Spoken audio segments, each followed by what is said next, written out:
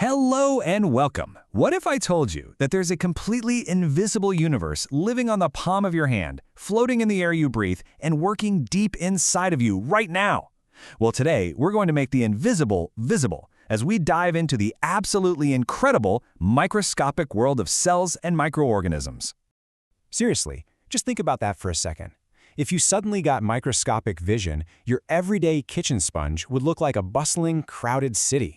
A single drop of pond water would become a bizarre alien ocean, teeming with life. This isn't science fiction. This world is real, and it's about time we explored it. So this is the story of that hidden universe. We're going to uncover how we first found the key to seeing this world, what it's actually built from, and why, when it comes right down to it, our very lives depend on it.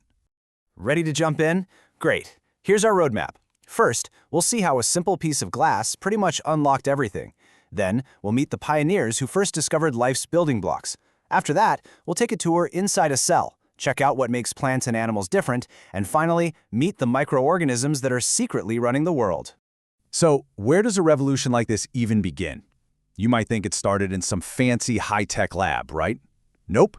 It all started with a simple but brilliant observation about how light bends when it passes through glass.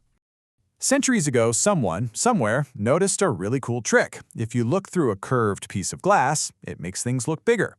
That amazing discovery gave us the lens. Just by bending light, this little piece of glass became the one and only key to a hidden reality, and it paved the way for the invention of the microscope. Okay, so with microscopes in hand, a few really curious minds were about to become explorers in a world that nobody had ever seen before. Let's meet the people who first peeked through that lens and ended up changing science forever. And once the ball got rolling, the pace of discovery was just staggering. In 1665, a guy named Robert Hooke pointed his microscope at a thin slice of cork and saw something that would totally redefine life itself. Then, just a few years later, Antony van Leeuwenhoek crafted even better lenses and became the very first human to see a whole universe of tiny living creatures swimming around in a single drop of water. Wild! So, looking through his microscope, Hooke saw that the cork was made of all these countless tiny empty boxes. They reminded him of a honeycomb, or, the small rooms, the cells, where monks lived in a monastery. So he called them cells. And with that one simple word, he gave a name to the fundamental unit of all life. Right, so Hooke gave us the box. But what's inside the box? It's time to zoom in even further and take a little tour of the cell, the tiny engine that powers every single living thing on our planet. It's a pretty simple idea when you get down to it. A house is made of bricks. Well, a living thing is made of cells. Your body is like a massive skyscraper built from trillions and trillions of them. From a tiny little bacterium to a giant blue whale, everything alive follows this one simple rule. Life is built from cells. So, what's inside this building block? Well, a typical animal cell has three main zones. On the outside, you've got the cell membrane. Think of it like the security guard that controls who gets in and who gets out. The inside is filled with this jelly-like stuff called cytoplasm, and that's where all the action happens. And then, right in the middle, you'll find the nucleus. That's the brain of the whole operation, giving out all the orders. And cells aren't all just identical little spheres. Not at all. Their shape is perfectly tailored for their specific job. Nerve cells, for example, are long and spindly, so they can pass messages super quickly all across your body.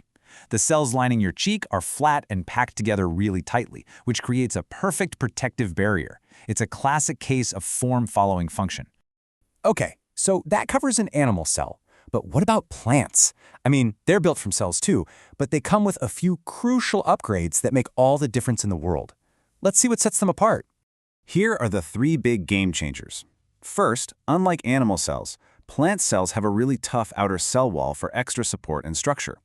Second, they have chloroplasts. These are the tiny green solar panels where they use sunlight to make their own food. That whole process is called photosynthesis. And third, they have a giant central vacuole, which is basically a big water tank that keeps the plant rigid and strong. Animal cells? We get by without any of these. So far, we've mostly talked about cells as being part of a bigger team, like in plants and animals. But what if the cell is the entire organism? Let's meet the incredible solo artists of the microscopic world, the microorganisms. These are microorganisms, or as you might have heard, microbes. Each one is a complete, self-contained life form, often in just a single cell. They're way too small to see, but they are everywhere. And I mean everywhere. In the deepest oceans, in the soil under your feet, and yep, by the trillions, living inside you right now. Now, the microbe family is huge and diverse. You've got bacteria, fungi, algae, and protozoa. And then you have the outliers, viruses. These things aren't technically alive in the same way, and they aren't even made of cells. You can think of them like tiny pirates. They're just little bits of biological code that can only multiply by hijacking the machinery of a living cell.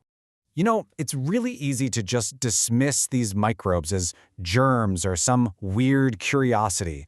But the truth is, they have a massive, massive impact on our daily lives. From your breakfast this morning to the very air you're breathing, you are relying on these tiny neighbors. Let's take yeast. This tiny fungus is what makes baking possible. When you mix it into dough, it starts eating the sugars and releases carbon dioxide gas. Those little gas bubbles get trapped in the dough, causing it to rise and making your bread and cakes all light and fluffy. Or how about the bacteria in yogurt? There's a type called lactobacillus that eats the sugar in milk and turns it into lactic acid. This whole process of using microbes to transform food is called fermentation, and it's exactly what gives yogurt its thick texture and that tangy taste. Some bacteria are even expert farmers. For real. Rhizobium lives in the roots of plants like peas and beans, and it does something absolutely amazing. It grabs nitrogen gas right out of the air, which plants can't use on their own, and fixes it into a form the plants can absorb. They're basically tiny living fertilizer factories. Okay, and here's a fact that's just going to blow your mind. We always thank trees for our oxygen, right? Well, scientists estimate that over half of the oxygen on Earth comes from microscopic algae in our oceans. Just think about that. Every other breath you take, it comes from the ocean, all thanks to these tiny, invisible powerhouses. So the really big takeaway here is this. The microscopic world isn't just out there somewhere. It's in here. It's not separate from us. It pretty much is us. Our food, our air, our health, it all depends on the tireless work of these invisible allies. From Robert Hooke's very first peek at a cork cell to today's incredible gene editing technology, our journey into this world has been amazing. But you know what? We're just getting started.